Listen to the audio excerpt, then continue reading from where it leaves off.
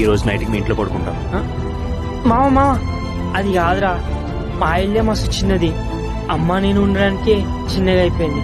నిన్ను ఎవరైతే ఇంటికి కూడా రానివ్వలేదో వాళ్ళకి కాల్ చేసి నీకు బెట్టింగ్ లో ₹1,00,000 వచ్చిందని చెప్పు.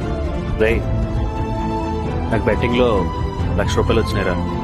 సూపర్ మామ, అయితే రూమ్ వచ్చారా, పార్టీ చేసుకున్నాం.